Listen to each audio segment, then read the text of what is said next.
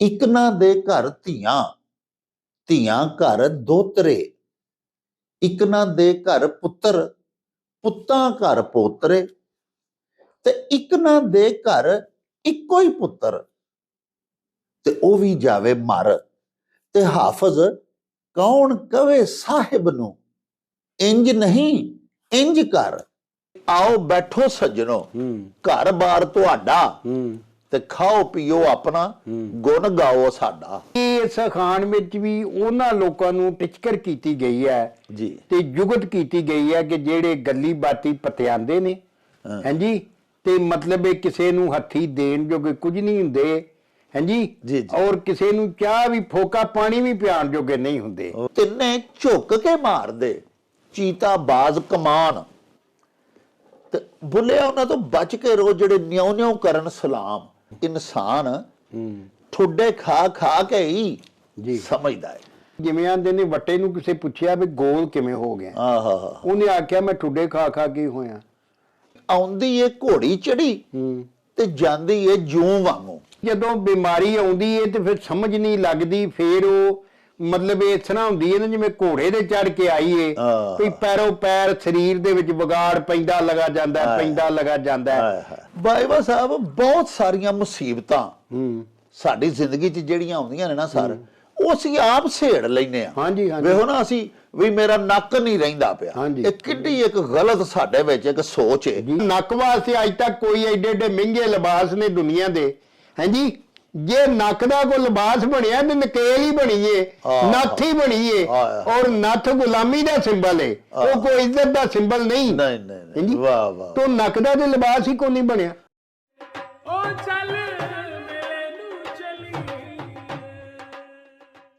ਬਿਸਮਿल्लाहिर्रहमानिर्रहीम। ਸ਼ੁਰੂ ਖੁਦਾ ਦੇ ਨਾਮੋਂ, ਜਿਸ ਦਾ ਜੋੜ ਜਵਾਬ ਨਾ ਕੋਈ, ਜਿਸ ਦੀ ਰਹਿਮਤ ਬਖਸ਼ਿਸ਼ ਵਾਲਾ, ਅੰਤ ਹਿਸਾਬ ਨਾ ਕੋਈ। ਦੁਨੀਆ ਭਰ ਵਿੱਚ ਵਸਣ ਵਾਲੇ ਪੰਜਾਬੀਓ ਤੇ ਸਾਡੇ ਪਿਆਰੇ ਵੇਖਣ ਵਾਲਿਓ, ਅਸਲਾਮੁ ਅਲੈਕੁਮ, ਸਤਿ ਸ੍ਰੀ ਅਕਾਲ, ਨਮਸਕਾਰ ਤੇ ਢੇਰ ਢੇਰ ਸਲਾਮਾਂ। ਪੰਜਾਬੀ ਮਾਂ ਬੋਲੀ ਦੇ ਜ਼ੁਬਾਨੋ ਅਦਬ ਤੇ ਸਕਾਫਤ ਦੇ ਫਰੋਗ ਤੇ ਵਧਾਵੇ ਤੇ ਚੜ੍ਹਤਲ ਤੇ ਸਿੱਖਿਆ ਲਈ ਸ਼ੁਰੂ ਕੀਤੇ ਜਾਣ ਵਾਲੇ ਤੁਹਾਡੇ ਆਪਣੇ YouTube ਚੈਨਲ ਮੇਲਾ ਟੀਵੀ ਦੇ ਉੱਤੇ ਤੁਹਾਨੂੰ ਦਿਲ ਦੀਆਂ ਡੂੰਘਾਈਆਂ ਤੋਂ ਸਤ ਬਿਸਮਿਲ੍ਲਾ ਤੇ ਜੀ ਆਇਆਂ ਨੂੰ ਆਖਦੇ ਆ। ਪਿਆਰਿਓ, ਸਾਡੀ ਇਹ ਬੇਨਤੀ ਹੈ ਵੀ ਆਪਣੇ ਮੇਲਾ ਟੀਵੀ ਨੂੰ ਸਬਸਕ੍ਰਾਈਬ ਕਰ ਲਵੋ, ਨਾਲ ਬਣਿਆ ਹੋਇਆ ਘੰਟੀ ਦਾ ਨਿਸ਼ਾਨ ਜ਼ਰੂਰ ਦਬਾਇਆ ਜੇ ਪਿਆਰਿਓ, ਤਾਂ ਕਿ ਸਾਡੇ तमाम ਤਰ ਨੋਟੀਫਿਕੇਸ਼ਨ ਸਭ ਤੋਂ ਪਹਿਲੇ ਤੁਹਾਡੇ ਤਾਈਂ ਪੜ ਸਕਣ। ਸਾਡੇ ਵਲੌਗਸ ਨੂੰ ਲਾਈਕ ਤੇ ਆਪਸ ਦੇ ਵਿੱਚ ਤੇ ਪੰਜਾਬੀ ਪਿਆਰਿਆਂ ਦੇ ਨਾਲ ਸ਼ੇਅਰ ਵੀ ਜ਼ਰੂਰ ਕਰਿਆ ਕਰੋ, ਤੇ ਨਾਲੇ ਸਾਹਿਬੋ ਆਪਣੇ ਕਮੈਂਟਸ ਸਾਨੂੰ ਜ਼ਰੂਰ ਭਿਜਵਾਇਆ ਕਰੋ, ਜਿਹੜੇ ਕਿ ਸਾਡੇ ਲਈ ਬੜੀ ਹਲਾਸ਼ੇਰੀ ਦਾ ਸਬਬ ਹੁੰਦੇ ਨੇ। ਤੇ ਨਾਲੇ ਅਸੀਂ ਤੁਹਾਡੇ ਕਮੈਂਟਸ ਦੇ ਚਾਨਣੇ ਆਪਣੀ ਗੱਲਬਾਤ ਨੂੰ ਮਜ਼ੀਦ ਨਿਖਾਰਨ, ਸ਼ਿੰਗਾਰਨ ਤੇ ਸਵਾਰਨ ਦਾ ਆਰ ਤੇ ਯਤਨ ਵੀ ਕਰਦੇ ਰਹਿੰਦੇ ਆ। ਪਿਆਰਿਓ, ਸਾਡੀ ਇੱਕ ਪਰਮਾਨੈਂਟ ਵਿਊਅਰ, ਸਾਡੀ ਧੀ ਰਾਣੀ ਆਮਨਾ ਅਦਨਾਨ, ਉਹਨਾਂ ਨੇ ਸਾਨੂੰ ਇੱਕ ਸਵਾਲ ਪੁੱਛਿਆ ਹੈ। ਉਹਨਾਂ ਨੇ ਇਹ ਸਾਨੂੰ ਆਖਿਆ ਹੈ ਭਈ ਸਾਨੂੰ ਕਿਸੇ ਵੀ ਕਾਮਯਾਬੀ ਦੇ ਹਸੂਲ ਦੇ ਵਾਸਤੇ ਬਿਹਤਰੀਨ ਅਸਬਾਬ ਆਪਣੇ ਵਸਾਇਲ ਦੇ ਵਿੱਚ ਰਹਿੰਦਿਆਂ ਹੋਇਆਂ ਇਖਤਿਆਰ ਤੇ ਕਰਨੇ ਚਾਹੀਦੇ ਨੇ, ਲੇਕਿਨ ਸਾਨੂੰ ਤਕੀਆ ਤੇ ਯਕੀਨ ਮੁਸੱਬਿਬੁਲ ਅਸਬਾਬ ਦੇ ਉੱਤੇ ਰੱਖਣਾ ਚਾਹੀਦਾ ਹੈ। ਸਾਡੀ ਧੀ ਰਾਣੀ ਨੇ ਸਾਨੂੰ ਇਹ ਫਰਮਾਇਆ, ਇਹ ਹੁਕਮ ਦਿੱਤਾ ਹੈ ਵੀ ਇਸ ਫਿਕਰੇ ਦਾ ਕੀ ਤਰਜਮਾ ਹੈ, ਜ਼ਰਾ ਵਜ਼ਾਹਤ ਕਰਕੇ ਬਿਆਨ ਕਰੋ। ਤੇ ਸਾਹਿਬੋ, ਇਸ ਜ਼ਿਮਨ ਦੇ ਵਿੱਚ ਤੁਹਾਡੀ ਖਿਦਮਤ ਦੇ ਵਿੱਚ ਅਰਜ਼ ਹੈ ਕਿ ਅਸੀਂ ਕਿਸੇ ਚੀਜ਼ ਦਾ ਹਸੂਲ ਚਾਹੁੰਦੇ ਹਾਂ, ਸਾਡੀ ਕੋਈ ਮੰਜ਼ਲ ਹੈ, ਅਸੀਂ ਉੱਥੇ ਪੁੱਜਣਾ ਚਾਹੁੰਦੇ ਹਾਂ, ਸਾਡਾ ਕੋਈ ਹਦਫ ਹੈ, ਅਸੀਂ ਉਹਨੂੰ ਅਚੀਵ ਕਰਨਾ ਚਾਹੁੰਦੇ ਹਾਂ। ਤੇ ਜਿੰਨੀ ਕੁ ਸਾਡੀ ਬਸਾਤ ਹੈ, ਆਪਣੀ ਔਕਾਤ ਬਸਾਤ ਦੇ ਮੁਤਾਬਕ ਅਸੀਂ ਅਸਬਾਬ ਤੇ ਫਿਰ ਉਹਦੇ ਇਖਤਿਆਰ ਕਰਨੇ ਆ ਨਾ। ਮਿਸਾਲ ਦੇ ਤੌਰ ਤੇ ਮੈਂ ਲਾਹੌਰ ਜਾਣਾ ਹੈ ਤੇ ਮੇਰੀ ਬਸਾਤ ਵਿੱਚ ਅੱਲਾਹ ਪਾਕ ਨੇ ਮੈਨੂੰ ਆਪਣੀ ਕਾਰ ਦਿੱਤੀ ਹੋਈ ਹੈ ਤੇ ਮੈਂ ਜਾਂ ਤੇ ਉਹਦੇ ਤੇ ਲਾਹੌਰ ਜਾਵਾਂਗਾ, ਕੋਈ ਸਬਬ ਲਾਹੌਰ ਪਹੁੰਚਣ ਦਾ ਮੈਂ ਤਲਾਸ਼ ਕਰਾਂਗਾ ਨਾ। ਤੇ ਜੇ ਮੇਰੇ ਕੋਲ ਆਪਣੀ ਸਵਾਰੀ ਮੌਜੂਦ ਨਹੀਂ ਤੇ ਮੈਂ ਫਿਰ ਕਿਸੇ ਪਬਲਿਕ ਟਰਾਂਸਪੋਰਟ ਤੇ ਬੈਠਾਂਗਾ ਤੇ ਫੇਰ ਹੀ ਲਾਹੌਰ ਪੁੱਜਾਂਗਾ ਨਾ ਜੀ। ਉਸ ਤਰ੍ਹਾਂ ਤੇ ਨਹੀਂ ਲਾਹੌਰ ਜਾਇਆ ਜਾ ਸਕਦਾ। ਯਾਨੀ ਜਿਹੜਾ ਮੇਰਾ ਟਾਰਗੇਟ ਸੀ, ਜਿਹੜਾ ਮੇਰਾ ਹਦਫ ਸੀ, ਜਿਸ ਮੰਜ਼ਿਲ ਤੇ ਮੈਂ ਪੁੱਜਣਾ ਚਾਹੁੰਦਾ ਸਾਂ, ਉਹਦੇ ਵਾਸਤੇ ਅਸਬਾਬ ਚਾਹੀਦੇ ਹੁੰਦੇ ਨੇ, ਵਸਾਇਲ ਚਾਹੀਦੇ ਹੁੰਦੇ ਨੇ। ਲੇਕਿਨ ਸਾਨੂੰ ਅਸਬਾਬ ਦੇ ਉੱਤੇ ਮੁਕੰਮਲ ਤਕੀਆ ਨਹੀਂ ਕਰਨਾ ਚਾਹੀਦਾ ਕਿ ਅਸੀਂ ਇਹ ਵਸੀਲਾ ਇਖਤਿਆਰ ਕਰ ਲਵਾਂਗੇ ਤੇ ਸਾਡਾ ਕੰਮ ਹੋ ਜਾਏਗਾ। ਮਿਸਾਲ ਦੇ ਤੌਰ ਤੇ ਮੈਂ ਆਪਣੀ ਕਾਰ ਦੇ ਵਿੱਚ ਬਹਿ ਜਾਣਾ ਤੇ ਮੈਂ ਲਾਹੌਰ ਵੱਲ ਨੂੰ ਗੱਡੀ ਦਾ ਮੂੰਹ ਕਰਕੇ ਤੇ ਗੱਡੀ ਨੂੰ ਸਲਫ ਮਾਰ ਕੇ ਤੇ ਟੋਰ ਦੇਣਾ। ਤੇ ਹੁਣ ਮੁਸੱਬਿਬੁਲ ਅਸਬਾਬ ਯਾਨੀ ਅਸਬਾਬ ਦਾ ਪੈਦਾ ਕਰਨ ਵਾਲਾ ਅੱਲਾਹ ਪਾਕ ਸੱਚਾ ਸਾਹਿਬ ਜਿਹੜੇ ਨੇ, ਮੇਰਾ ਯਕੀਨ ਉਹਦੇ ਤੇ ਹੋਣਾ ਚਾਹੀਦਾ ਕਿ ਅੱਲਾਹ ਪਾਕ ਜੀ ਤੁਹਾਡਾ ਨਾਂ ਲੈ ਕੇ ਮੈਂ ਟੁਰ ਤੇ ਪਿਆ। ਤਾਂ ਹੀ ਤੇ ਪਿਆਰਿਓ ਤੁਸੀਂ ਵੇਖੋ ਨਾ ਕਿ ਸਾਡੇ ਪਿਆਰੇ ਨਬੀ ਪਾਕ ਨੇ ਸਾਨੂੰ ਫਰਮਾਇਆ ਕਿ ਹਰ ਕੰਮ ਅੱਲਾਹ ਪਾਕ ਦਾ ਨਾਂ ਲੈ ਕੇ ਸ਼ੁਰੂ ਕਰੋ। ਅੱਲਾਹ ਪਾਕ ਦਾ ਨਾਂ ਲੈ ਕੇ ਤੇ ਬਿਸਮਿल्लाह रहमान रहीम ਪੜ੍ਹ ਕੇ ਕੋਈ ਵੀ ਕੰਮ ਸ਼ੁਰੂ ਕਰਨ ਦਾ ਮਕਸਦ ਇਹ ਹੁੰਦਾ ਕਿ ਅੱਲਾਹ ਪਾਕ ਜਿੰਨਾ ਮੇਰੇ ਇਖਤਿਆਰ ਬਸਾਤ ਦੇ ਵਿੱਚ ਗੱਲ ਹੈ ਸੀ, ਮੇਰੀ ਜਿੱਥੋਂ ਤੱਕ ਪਹੁੰਚ ਸੀ, ਉਹ ਵਸਾਇਲ ਉਹ ਸਬਬ ਮੈਂ ਇਖਤਿਆਰ ਕਰ ਲਏ ਨੇ। ਹੁਣ ਕਰਮ ਤੁਹਾਡਾ ਚਾਹੀਦਾ, ਦਰਕਾਰ ਹੈ ਤੇ ਤਾਂ ਮੈਂ ਅੱਪੜ ਸਕਣਾ ਵਾਂ ਆਪਣੀ ਮੰਜ਼ਿਲ ਤੱਕ। ਮੈਂ ਤੁਹਾਨੂੰ ਅਰਜ਼ ਕੀਤੀ ਹੈ ਕਿ ਮੈਂ ਲਾਹੌਰ ਜਾਣਾ, ਮੇਰੇ ਕੋਲ ਅੱਲਾਹ ਪਾਕ ਨੇ ਗੱਡੀ ਦਿੱਤੀ ਹੈ, ਮੈਂ ਉਹਨੂੰ ਬਾਹਰ ਕੱਢਣਾ ਗੈਰਾਜ ਤੋਂ, ਮੈਂ ਉਹਦੇ ਵਿੱਚ ਬੈਠ ਜਾਣਾ, ਮੈਂ ਲਾਹੌਰ ਜਾਣਾ। ਹੁਣ ਕਰਮ ਰੱਬ ਦਾ ਸ਼ਾਮਲੇ ਹਾਲ ਹੋਵੇਗਾ ਤੇ ਫੇਰ ਹੀ ਮੈਂ ਲਾਹੌਰ ਅਪੜਨਾ, ਨਹੀਂ ਤੇ ਰਸਤੇ ਦੇ ਵਿੱਚ ਗੱਡੀ ਖਰਾਬ ਵੀ ਹੋ ਸਕਦੀ ਹੈ। ਅੱਲਾਹ ਪਾਕ ਕਦੀ ਨਾ ਕਰੇ ਕੋਈ ਐਕਸੀਡੈਂਟ ਹੋ ਸਕਦਾ, ਕੋਈ ਐਸੀ ਹਾਦਸਾਤੀ ਕੋਈ ਸ਼ਕਲ ਬਣ ਜਾਂਦੀ ਹੈ ਕਿ ਬੰਦਾ ਜੋ ਘਰੋਂ ਜ਼ੇਨ 'ਚ ਲੈ ਕੇ ਨਿਕਲਿਆ ਹੁੰਦਾ, ਸਬਬ ਵੀ ਉਹਦੇ ਕੋਲ ਮੌਜੂਦ ਹੁੰਦਾ ਹੈ, ਲੇਕਿਨ ਮੁਸੱਬਿਬੁਲ ਅਸਬਾਬ ਦੀ ਰਹਿਮਤ, ਉਹਦੀ ਕਰਮ ਨਵਾਜ਼ੀ ਤੇ ਉਹਦੀ ਮਨਸ਼ਾ ਵਿੱਚ ਸ਼ਾਮਲ ਨਾ ਹੋਵੇ ਤੇ ਬੰਦਾ ਜਿਹੜਾ ਨਾ ਜੀ ਉਹ ਆਪਣੀ ਮੰਜ਼ਿਲ ਤੇ ਅੱਪੜ ਨਹੀਂ ਸਕਦਾ। ਇਹ ਸਾਡੀ ਧੀ ਰਾਣੀ ਨੇ ਜੋ ਸਾਨੂੰ ਇਹ ਫਿਕਰਾ ਲਿਖ ਕੇ ਸਵਾਲ ਦੀ ਸ਼ਕਲ ਵਿੱਚ ਭਿਜਵਾਇਆ ਹੈ, ਉਹਦਾ ਮਤਲਬ ਇਹ ਹੀ ਹੈ, ਜਿਵੇਂ ਹਜ਼ਰਤ ਮੀਆਂ ਮੁਹੰਮਦ ਬਖਸ਼ ਸਾਹਿਬ ਦਾ ਵੇਖੋ ਨਾ ਇੱਕ ਸ਼ੇਰ ਹੈ ਬੜਾ ਹੀ ਪਿਆਰਾ, ਉਹ ਇਹ ਵੇ ਭਈ ਮਾਲੀ ਦਾ ਕੰਮ ਪਾਣੀ ਲਾਣਾ, ਭਰ ਭਰ ਮਸ਼ਕਾਂ ਲਾਵੇ।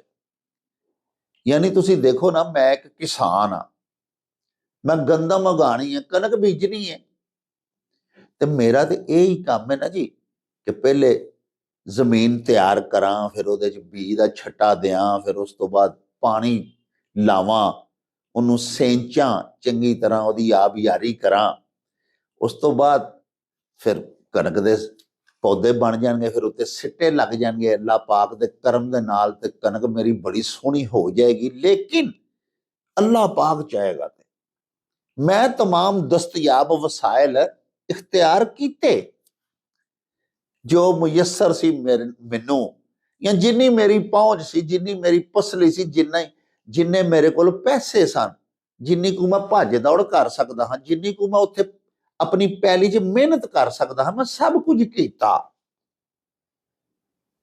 ਤੇ ਮਾਲੀ ਦਾ ਕੰਮ ਪਾਣੀ ਲਾਣਾ, ਭਰ ਭਰ ਮਸ਼ਕਾਂ ਲਾਵੇ, ਬਾਗ ਬਗੀਚੇ ਨੂੰ ਖੂਬਸੂਰਤ ਬਣਾਉਣ ਲਈ, ਉੱਥੇ ਪੌਦੇ ਉਗਾਉਣ ਲਈ ਮਾਲੀ ਆਪਣੀ ਬਸਾਤ ਦੇ ਮੁਤਾਬਕ ਪੂਰੀ ਮਿਹਨਤ ਕਰਦਾ ਹੈ।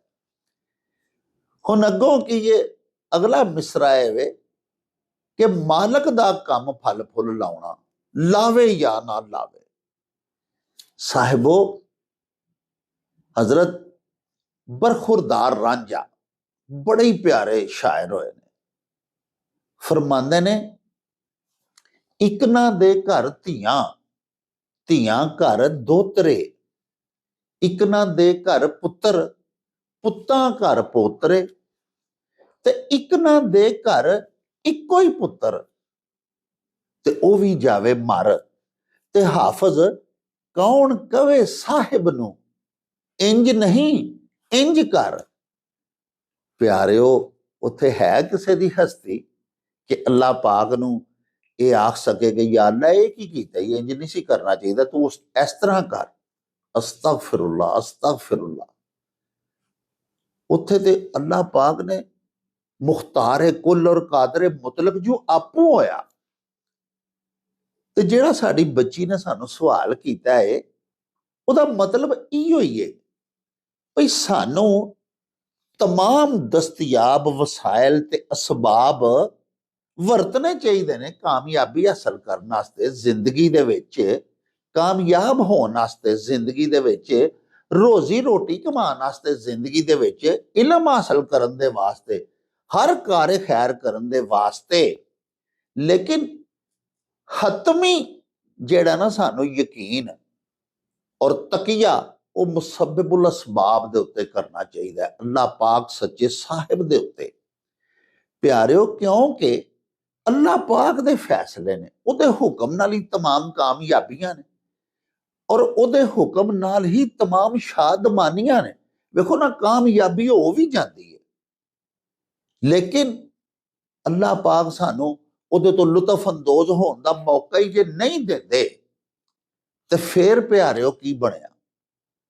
इस वास्ते गुजारिश ये मैं करनी चाहना वा कि जिवें हजरत मियां मोहम्मद बख्श साहब का एक होर शेर, आप फरमांदे ने भी पढ़ने दा तू मान करी ना, ते मत आखी मैं पढ़िया, ओ कहार जब्बार सदावे, मता रोड़ दे भी दुध कड़िया।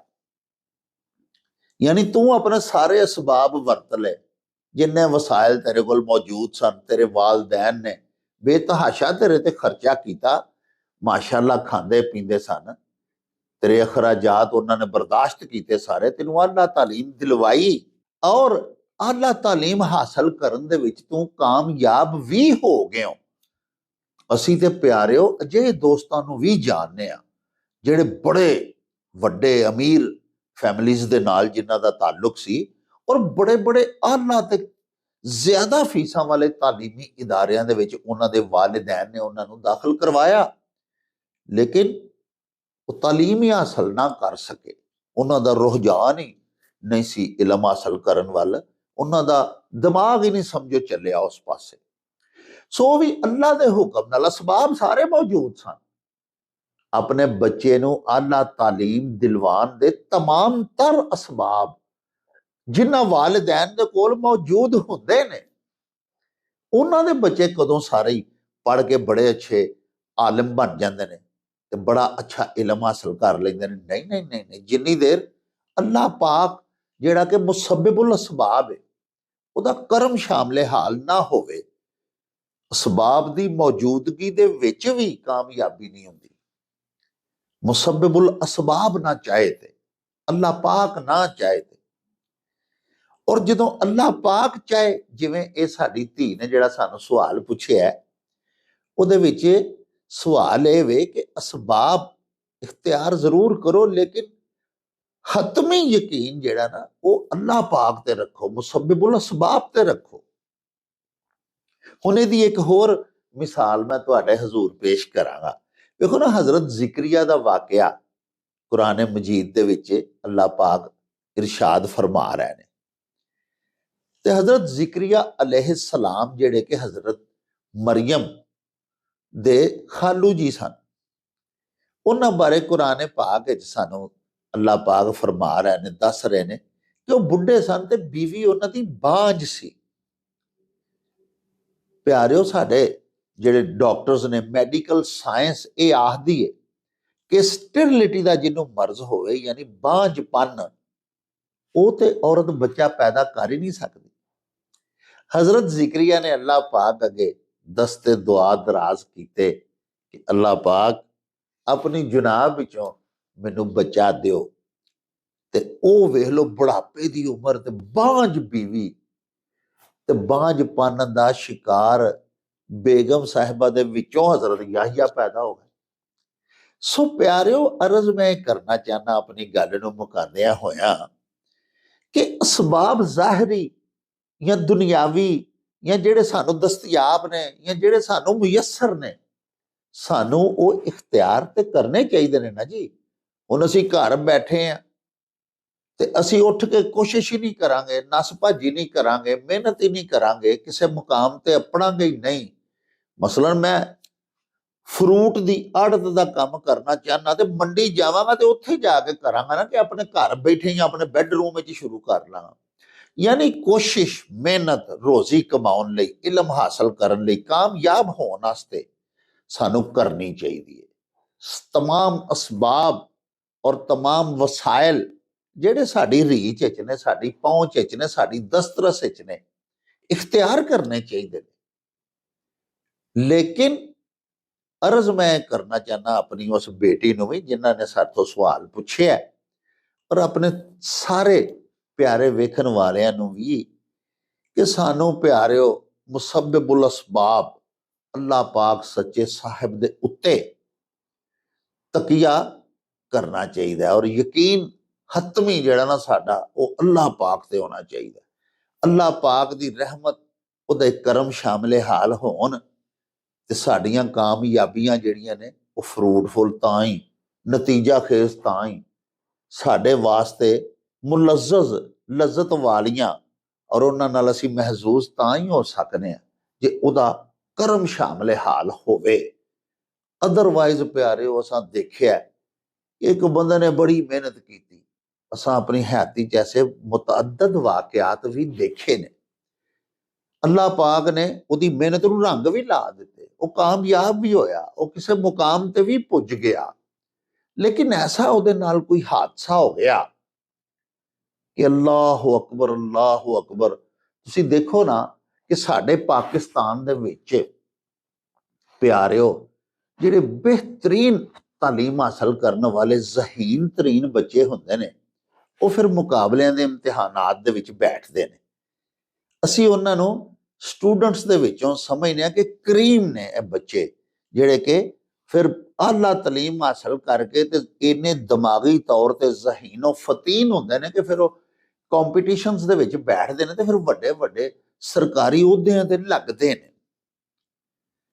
ਔਰ ਉਹਨਾਂ ਦੇ ਵਿੱਚੋਂ ਜਿਹੜੇ ਮੋਸਟ ਫੇਵਰਟ ਅਹੁਦੇ ਨੇ, ਜਿਹੜਾ ਹਰ ਬੱਚਾ ਮੁਕਾਬਲੇ ਦੇ ਇਮਤਿਹਾਨ 'ਚ ਬੈਠਦਾ, ਉਹ ਫਿਰ ਜਿਹੜੇ ਅਹੁਦੇ ਹਾਸਲ ਕਰਨਾ ਚਾਹੁੰਦਾ ਟੌਪ ਪ੍ਰਾਇਰਿਟੀ ਦੇ ਉੱਤੇ, ਉਹਦਾ ਸ਼ੌਕ ਹੁੰਦਾ ਕਿ ਮੈਂ ਅਸਿਸਟੈਂਟ ਕਮਿਸ਼ਨਰ ਬਣਾ, ਕੱਲ ਨੂੰ ਮੈਂ ਏਸੀ ਲੱਗਾਂਗਾ, ਇੰਤਜ਼ਾਮੀਆ 'ਚ ਆਵਾਂ, ਡੀਸੀ ਬਣਾ, ਕਮਿਸ਼ਨਰ ਹੋ ਜਾਵਾਂਗਾ, ਫਿਰ ਸੈਕਟਰੀ ਵੱਡਾ ਅਫਸਰ ਹੋ ਜਾਵਾਂਗਾ। ਇਸੇ ਤਰ੍ਹਾਂ ਹੀ ਇੱਕ ਹੋਰ ਬੜਾ ਹੀ ਫੇਵਰਟ ਹੈ ਸਾਡੀ ਯੂਥ ਦੇ ਵਿੱਚ, ਜਿਹੜੇ ਕੰਪੀਟੀਸ਼ਨਰਸ ਹੁੰਦੇ ਨੇ, ਮੁੰਡੇ ਪੜ੍ਹ ਕੇ ਇਮਤਿਹਾਨ ਦੇ ਕੇ ਤੇ ਉਹ ਆਉਂਦੇ ਨੇ ਮੈਂ ਡਾਇਰੈਕਟ ASP ਲੱਗਾ, ਹੈ ਜੀ।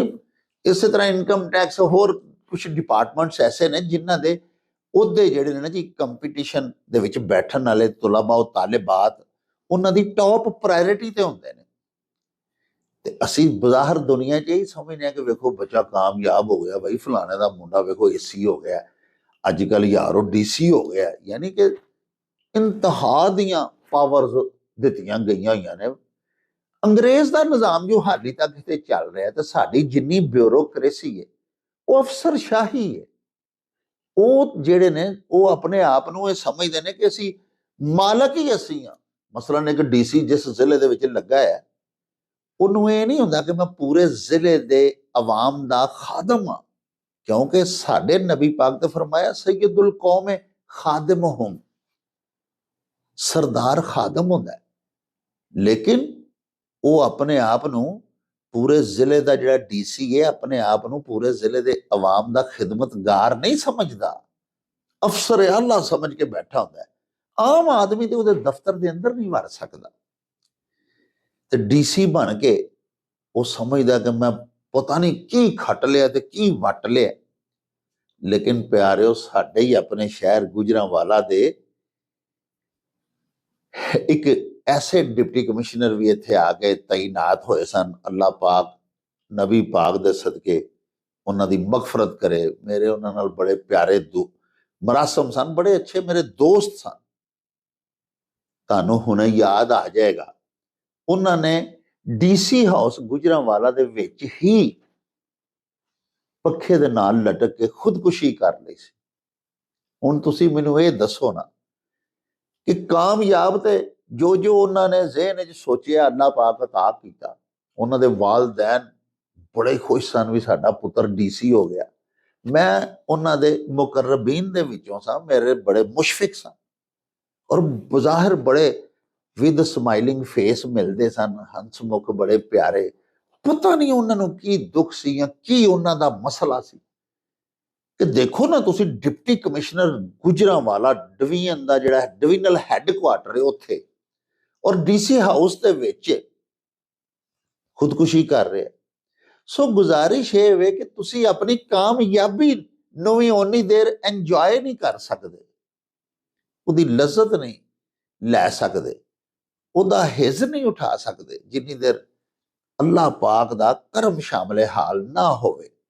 ਸੋ ਆਪਣੀ ਬੱਚੀ ਕੋਲੋਂ ਇਹ ਕਹਿੰਦਿਆਂ ਹੋਇਆਂ ਮੈਂ ਇਜਾਜ਼ਤ ਲਵਾਂਗਾ ਔਰ ਆਪਣੇ ਬਾਕੀ ਸਾਰੇ ਨਾਜ਼ਰੀਨ ਦੀ ਖਿਦਮਤ ਦੇ ਵਿੱਚ ਵੀ ਗੁਜ਼ਾਰਿਸ਼ ਕਰਾਂਗਾ ਕਿ ਬਿਹਤਰੀਨ ਵਸਾਇਲ ਸਾਨੂੰ ਜ਼ਿੰਦਗੀ ਦੇ ਵਿੱਚ ਕਾਮਯਾਬੀਆਂ ਹਾਸਲ ਕਰਨ ਦੇ ਵਾਸਤੇ ਇਖਤਿਆਰ ਕਰਨੇ ਚਾਹੀਦੇ ਨੇ, ਲੇਕਿਨ ਮੁਸੱਬਿਬੁਲ ਅਸਬਾਬ ਦੇ ਹਜ਼ੂਰ ਦੁਆ ਗੋ ਰਹਿਣਾ ਚਾਹੀਦਾ। ਨਾਲ ਨਾਲ ਅੱਲਾਹ ਪਾਕ ਦੀਆਂ ਰਹਿਮਤਾਂ ਮੰਗਦਿਆਂ ਰਹਿਣੀਆਂ ਚਾਹੀਦੀਆਂ ਨੇ। ਸੱਚੇ ਸਾਹਿਬ ਕੋਲੋਂ ਉਹਦਾ ਕਰਮ ਜਿਹੜਾ ਉਹਦੀ ਖੈਰ ਵੀ ਮੰਗਦੇ ਹੀ ਰਹਿਣੀ ਚਾਹੀਦੀ ਹੈ। ਬੰਦਾ ਫੇਰ ਹੀ ਮੁਕੰਮਲ ਤੌਰ ਦੇ ਉੱਤੇ ਕਾਮਯਾਬ ਹੋ ਸਕਦਾ ਹੈ ਇਸ ਦੁਨਿਆਵੀ ਜ਼ਿੰਦਗੀ ਦੇ ਵਿੱਚ ਵੀ ਤੇ ਉਖਰਵੀ ਜ਼ਿੰਦਗੀ ਦੇ ਵਿੱਚ ਵੀ। ਪਿਆਰਿਓ, ਆਓ ਚਲੀਏ ਬਾਬਾ ਜੀ ਇਹਸਾਨ ਬਾਜਵਾ ਹੋਰਾਂ ਦੇ ਪਿੰਡ ਹੁਣ ਚੱਲ ਕੇ ਬਾਕੀ ਗੱਲਾਂ ਬਾਤਾਂ ਉੱਥੇ ਹੀ ਤੁਹਾਡੇ ਨਾਲ ਸਾਂਝੀਆਂ ਕਰਾਂਗੇ। ਆਓ ਸਾਡੇ ਨਾਲ।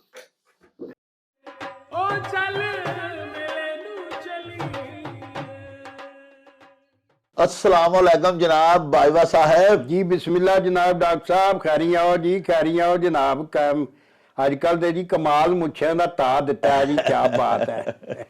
ਤੁਹਾਡੀਆਂ ਦੁਆਵਾਂ ਜਨਾਬ, ਤੁਹਾਡੀਆਂ ਮਿਹਰਬਾਨੀਆਂ। नहीं ਮੁੱਛਾਂ ਦਾ ਤਾ ਵੀ ਜਿਹੜਾ ਉਹ ਆਨੇ ਨੇ ਮੁੱਛ ਨਹੀਂ ਤੇ ਕੁਛ ਨਹੀਂ ਤੇ ਨਾਲੇ ਪੰਜਾਬੀਆਂ ਦੀ ਇਹ ਵੀ ਸ਼ਾਨ ਹੈ ਸ਼ਾਨ ਹੈ ਜਨਾਬ। ਤੇ ਪਿੱਛੇ ਤੁਹਾਡੀਆਂ ਦੁਆਵਾਂ ਵੀ ਨੇ ਤੇ ਮੁੱਛਾਂ ਸਹੀ ਨੇ ਨਾ ਜਨਾਬ। ਹਾਂਜੀ ਹਾਂਜੀ। ਅੱਛਾ, ਮੇਰੀ ਸਰਕਾਰ ਇੰਡੀਆ ਜਨਾਬ ਲੁਧਿਆਣੇ ਤੋਂ ਪ੍ਰਦੀਪ ਸ਼ਰਮਾ ਜੀ ਜੀ ਜੀ ਜੀ ਬੜੇ ਪਿਆਰੇ ਸਾਡੇ ਮਿੱਤਰ ਵੀ ਨੇ, ਸਾਡੇ ਦਰਸ਼ਕ ਵੀ ਨੇ। ਉਹਨਾਂ ਮੇਰੀ ਸਰਕਾਰ ਅਖਾਣ ਭਿਜਵਾਇਆ ਭਈ ਆਓ ਬੈਠੋ ਸੱਜਣੋ, ਘਰ ਬਾਰ ਤੁਹਾਡਾ ਤੇ ਖਾਓ ਪੀਓ ਆਪਣਾ, ਗੁਣ ਗਾਓ ਸਾਡਾ ਜੀ। ਇਹ ਜਿਹੜਾ ਅਖਾਣ ਬੇਨਾ ਇਹਦੇ ਚ ਜੁਗਤ ਉਹਨਾਂ ਲੋਕਾਂ ਨੂੰ ਕੀਤੀ ਗਈ ਹੈ ਜੀ ਜਿਹੜੇ ਲੋਕ ਹੱਥੀ ਕੁਝ ਨਾ ਦਿਆਂ ਤੇ ਖਾ ਬੱਚਾ ਬਥੇਰੀਆਂ। ਹਾਂਜੀ, ਗੱਲੀ ਬਾਤੀ ਮਤਲਬ ਇਹ ਕਿ ਬੁੱਲਿਆ ਉਹਨਾਂ ਕੋ ਬਚ ਕੇ ਰਹੋ ਜਿਹੜੇ ਨਿਊ ਨਿਊ ਕਰਨ ਸਲਾਮ ਐਵੇਂ ਹੀ ਲਿਖੀ ਜਾਣਗੇ। ਕਈ ਬੰਦਿਆਂ ਦਾ ਬਰਬੜ ਦੇ ਬਾਵੇ ਵੰਗਰ ਲਿਖੀ ਜਾਣਗੇ। ਉਹਨਾਂ ਦਾ ਤੁਹਾਡੇ ਨਾਲ ਉਹ ਆਓ ਜੀ, ਉਹ ਬਵੋ ਜੀ, ਇੱਧਰ ਬਵੋ ਜੀ, ਇੱਧਰ ਬਵੋ ਜੀ। ਅੰਦਰ ਉਹਨਾਂ ਦਾ ਖੋਟ ਗੋਡੇ ਗੋਡੇ ਭਰਿਆ ਹੁੰਦਾ ਹੈ। ਇਸ ਅਖਾਣ ਵਿੱਚ ਵੀ ਉਹਨਾਂ ਲੋਕਾਂ ਨੂੰ ਟਿਚਕਰ ਕੀਤੀ ਗਈ ਹੈ ਜੀ ਤੇ ਜੁਗਤ ਕੀਤੀ ਗਈ ਹੈ ਕਿ ਜਿਹੜੇ ਗੱਲੀ ਬਾਤੀ ਪਤਿਆਂਦੇ ਨੇ, ਹਾਂਜੀ, ਤੇ ਮਤਲਬ ਇਹ ਕਿਸੇ ਨੂੰ ਹੱਥੀ ਦੇਣ ਜੋਗੇ ਕੁਝ ਨਹੀਂ ਹੁੰਦੇ, ਹਾਂਜੀ, ਔਰ ਕਿਸੇ ਨੂੰ ਚਾਹ ਵੀ ਫੋਕਾ ਪਾਣੀ ਵੀ ਪਿਆਣ ਜੋਗੇ ਨਹੀਂ ਹੁੰਦੇ। ਹਾਂਜੀ, ਤੇ ਆਖਣਗੇ ਵੀ ਉਹ ਵੀ ਪਾਣੀ ਵੀ ਆਪਣਾ ਹੀ ਨਾਲ ਲੈ ਆਓ, ਜਿਵੇਂ ਅੱਜ ਕੱਲ ਬੋਤਲਾਂ ਲੈ ਆਉਂਦੇ ਨੇ, ਤੁਸੀਂ ਆ ਜਾਓ ਉਂਝ ਅਸੀਂ ਇੱਥੇ ਤੁਹਾਡਾ ਮੰਜੀਆਂ ਤੇ ਬਹਾ ਕੇ ਬੜਾ ਆਦਰ ਕਰਾਂਗੇ। ਹਾਂਜੀ, ਲੇਕਿਨ ਜ਼ਬਾਨੀ ਕਲਾਮੀ ਔਰ ਆਪਣੇ ਵਧੇ ਘਟੇ ਜੋ ਸਾਨੂੰ ਵੀ ਕੁਝ ਆਏ ਉਹ ਤੇ ਖਵਾ ਜਾਇਆ ਜੀ।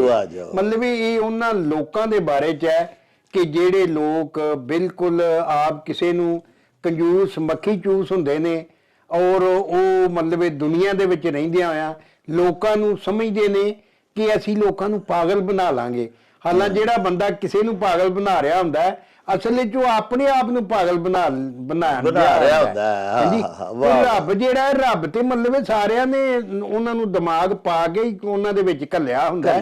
ਲੋਕੀ ਕਈ ਵਾਰੀ ਤੁਹਾਡਾ ਰਵੱਈਆ ਪੜ੍ਹ ਰਹੇ ਹੁੰਦੇ ਨੇ ਤੇ ਜਾਣ ਬੁੱਝ ਕੇ ਲੱਜ ਦੇ ਮਾਰੇ, ਜਿਸ ਨੂੰ ਆਂਦੇ ਨੇ ਲੱਜ ਮਰਿੰਦਾ ਅੰਦਰ ਵੜਿਆ ਮੂਰਖ ਸਮਝੇ ਮੇਥੋਂ ਡਰਿਆ, ਹਾਂਜੀ, ਤੇ ਉਹ ਬੰਦਾ ਉਹਨੂੰ ਪੜ੍ਹ ਰਿਹਾ ਹੁੰਦਾ, ਹਾਂਜੀ, ਤੇ ਉਹਨੂੰ ਪੜ੍ਹ ਰਿਹਾ ਹੁੰਦਾ ਤੇ ਉਹਦੀ ਨਜ਼ਰ 'ਚ, ਉਸ ਬੰਦੇ ਦੀ ਨਜ਼ਰ 'ਚ ਉਹਦੀ ਵਟਕ ਜਿਹੜੀ ਹੈ ਉਹਦੀ ਕਦਰ ਘਟਣੀ ਸ਼ੁਰੂ ਹੋ ਜਾਂਦੀ।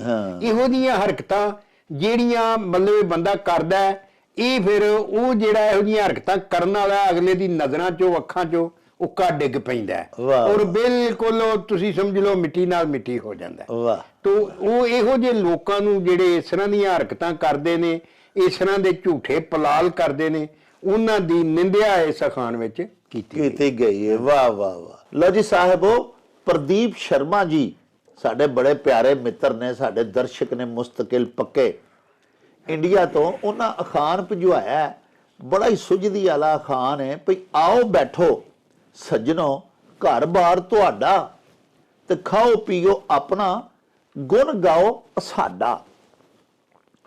ਬਾਈਵਾ ਸਾਹਿਬ ਦੱਸਿਆ ਵੀ ਅਜਿਹੇ ਬੰਦੇ ਜਿਹੜੇ ਸਿਰਫ ਮੂੰਹ ਜ਼ਬਾਨੀ ਗੱਲਾਂ ਦੇ ਗਾਲੜ ਜਿਨ੍ਹਾਂ ਨੂੰ ਅਸੀਂ ਆਖਦੇ ਹਾਂ, ਪ੍ਰੈਕਟੀਕਲੀ ਕੁਝ ਵੀ ਨਹੀਂ ਉਹਨਾਂ ਕੋਲੋਂ ਅਸੀਂ ਤਵੱਕੋ ਕਰ ਸਕਦੇ। ਅਮਲੀ ਤੌਰ ਦੇ ਉੱਤੇ ਉਹ ਤੁਹਾਡੇ ਨਾਲ ਦਿਲੋਂ ਫੇਰ ਹੋ ਕੇ ਕਿਸੇ ਵੀ ਗੱਲ ਵਾਸਤੇ ਤਿਆਰ ਨਹੀਂ ਹੁੰਦੇ।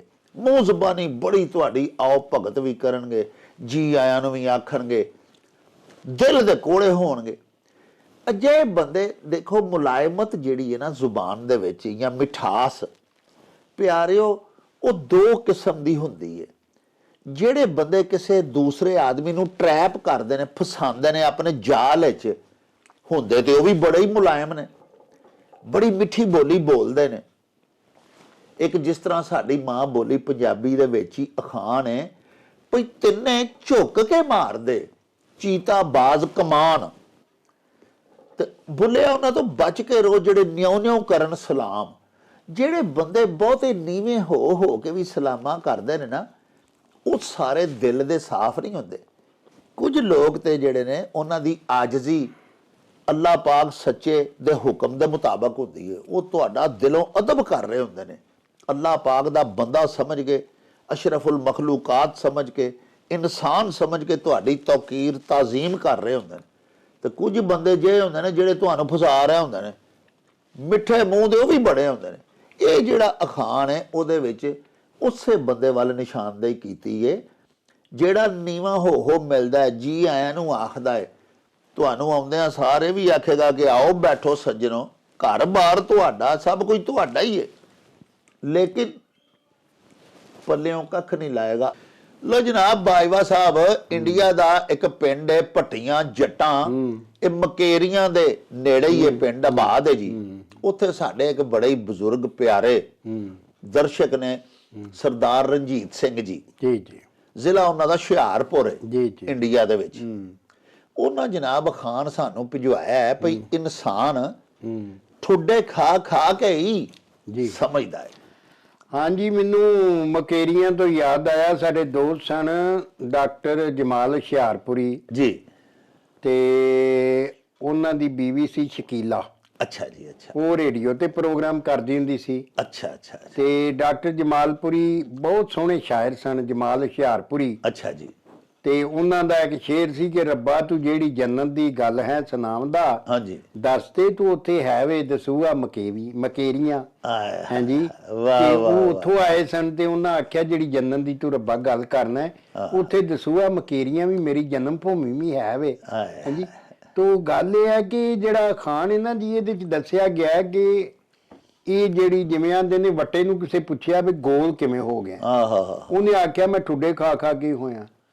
ਇਹ ਜਿਹੜਾ ਇਨਸਾਨ ਹੈ ਜਦੋਂ ਦੁਨੀਆ ਦੇ ਵਿੱਚ ਜੰਮਦਾ ਹੈ ਤੇ ਵੱਡਾ ਹੁੰਦਾ ਹੈ, ਤੇ ਜਿਹੜੇ ਇਹਦੇ ਤਜਰਬੇ ਨੇ, ਜਿਹੜੀ ਇਹਦੇ ਲੋਕਾਂ ਦੇ ਨਾਲ ਵਰਤੋਂ ਹੈ ਤੇ ਮਿਲ ਵਰਤਨ ਦੇ ਨਾਲ ਜਿਹੜੇ ਤਜਰਬੇ ਕਰਦਾ ਹੈ, ਮੰਦਿਆਂ ਨੂੰ ਵੀ ਮਿਲਦਾ, ਚੰਗਿਆਂ ਨੂੰ ਵੀ ਮਿਲਦਾ, ਔੜਿਆਂ ਨੂੰ ਵੀ ਮਿਲਦਾ, ਭਲਿਆ ਮਾਨਸਾਂ ਨੂੰ ਵੀ ਮਿਲਦਾ ਜੀ। ਹਾਂਜੀ, ਤੇ ਉਹ ਸਾਰਿਆਂ ਕੋਲੋਂ ਸਿੱਖਦਾ ਔਰ ਉਹ ਸਿੱਖਦਾ ਜਿਹੜਾ ਉਹਦਾ ਜਿਹੜਾ ਤਜਰਬਾ, ਔਰ ਇਸ ਸਿੱਖਣ ਦੇ ਵਿੱਚ ਉਹਨੂੰ ਕਈ ਵਾਰੀ ਬੜੇ ਨੁਕਸਾਨ ਵੀ ਕਰਨੇ ਪੈਂਦੇ ਨੇ ਜੀ। ਕਈ ਵਾਰੀ ਪੈਸੇ ਗਵਾਉਣੇ ਪੈਂਦੇ ਨੇ, ਕਈ ਵਾਰੀ ਆਪਣੀ ਸਿਹਤ ਗਵਾਉਣੀ ਪੈਂਦੀ ਹੈ ਜੀ, ਇਸ ਤਰ੍ਹਾਂ। ਹਾਂਜੀ, ਕਈ ਵਾਰੀ ਰਿਸ਼ਤੇਦਾਰ ਰੁਸਾਣੇ ਪੈਂਦੇ ਨੇ ਜੀ, ਕਈ ਵਾਰੀ ਯਾਰ ਦੋਸਤ ਨਰਿੰਜ ਕਰਨੇ ਪੈਂਦੇ ਨੇ। ਤੇ ਇਹ ਸਾਰਾ ਕੁਝ ਸਿੱਖਦਾ ਉਹ ਤਜਰਬਾ ਜਿਹੜਾ ਨਾ, ਇਸੇ ਵਾਸਤੇ ਆਂਦੇ ਨੇ ਜੇ ਵਡੇਰਾ ਬੰਦੇ ਕੋਲੋਂ ਗੱਲ ਪੁੱਛੋ ਜੀ, ਕੋਈ ਮਸਲਾ ਮਸਾਇਲ ਹੈ ਤੇ ਵਡੇਰੇ ਕੋ ਪੁੱਛੋ, ਉਹ ਤੁਹਾਨੂੰ ਇਹਦਾ ਕੋਈ ਹੱਲ ਜ਼ਿਆਦਾ ਚੰਗਾ ਦੱਸੇਗਾ। ਹਾਂਜੀ, ਤੇ ਮਤਲਬ ਇਹ ਨਾ ਉਹਦੀ ਵਜ੍ਹਾ ਹੈ ਕਿ ਉਹਨੇ ਤਜਰਬਿਆਂ ਦੀ ਭੱਠੀ 'ਚ ਚੋਖਾ ਪਿਆ ਹੁੰਦਾ। ਉਹਨੇ ਜ਼ਿੰਦਗੀ ਜਿਹੜੀ ਇਹ ਤਜਰਬਿਆਂ 'ਚੋਂ ਗੁਜ਼ਾਰੀ ਹੁੰਦੀ ਏ, ਕਈ ਨਫੇ ਨੁਕਸਾਨ ਵੇਖੇ ਹੁੰਦੇ ਨੇ, ਹਾਂਜੀ। ਕਈ ਬਰੂਪੀਆਂ ਨਾਲ ਮਿਲਿਆ ਹੁੰਦਾ ਹੈ, ਜੀ। ਜਿਨ੍ਹਾਂ ਦਾ ਉੱਤਾ ਹੋ ਮਤਲਬ ਉਤੋਂ ਹਜ਼ਾਰ ਹੋਰ ਤੇ ਬਾਤਨ ਹੋਰ ਹੁੰਦਾ ਹੈ। ਵਾਹ ਵਾਹ। ਤੇ ਮਤਲਬ ਇਹ ਕਿ ਇਸ ਤਰ੍ਹਾਂ ਕਰਦਾ ਕਰਦਾ ਕਰਦਾ ਕਰਦਾ ਬੰਦਾ ਫਿਰ ਹੌਲੀ ਹੌਲੀ ਹੌਲੀ ਹੌਲੀ ਮਤਲਬ ਉਹ ਗੱਲਾਂ ਸਿੱਖਦਾ ਹੋਇਆ, ਤਜਰਬੇ ਮਤਲਬ ਇਹ ਕਰਦਾ ਹੋਇਆ, ਤੇ ਉਹ ਸਾਰਿਆਂ ਜੋ ਲੰਘਦਾ ਤੇ ਉਹ ਸਿਆਣਾ ਹੋ ਜਾਂਦਾ, ਬਣ ਜਾਂਦਾ ਹੈ। ਵਾਹ ਵਾਹ। ਬਾਜਵਾ ਸਾਹਿਬ ਨੇ ਬੜੀ ਪਿਆਰੀ ਇਹਦੀ ਵੰਡ ਕੀਤੀ। ਵੇਖੋ ਇਹ ਸਾਰੀ ਇੱਕ ਸਿਆਣੇ ਬੜੀ ਪਿਆਰੀ ਗੱਲ ਕੀਤੀ ਸੀ। ਦੁਨੀਆ ਸਭ ਤੋਂ ਵੱਡੀ ਕਿਤਾਬ ਹੈ ਔਰ ਜ਼ਮਾਨਾ ਸਭ ਤੋਂ ਵੱਡਾ ਉਸਤਾਦ ਹੈ। ਸਾਹਿਬੋ, ਇੱਥੇ ਜਿਹੜਾ ਵੀ ਅੱਲਾਹ ਪਾਕ ਦਾ ਬੰਦਾ ਇਸ ਦੁਨੀਆ ਦੇ ਵਿੱਚ ਆ ਕੇ ਪੈਦਾ ਹੋਇਆ, ਤੁਸੀਂ ਵੇਖੋ ਨਾ, ਸਿਰਫ ਮਾਂ ਦਾ ਇੱਕ ਰਿਸ਼ਤਾ ਅਜਿਹਾ ਹੈ ਜਿਹੜਾ ਦੁਨੀਆ ਦੇ ਆਉਣ ਤੋਂ ਪਹਿਲਾਂ ਹੀ ਸਾਡੀ ਰਿਸ਼ਤੇਦਾਰੀ ਆਪਣੀ ਮਾਂ ਨਾਲ ਹੋ ਜਾਂਦੀ ਏ।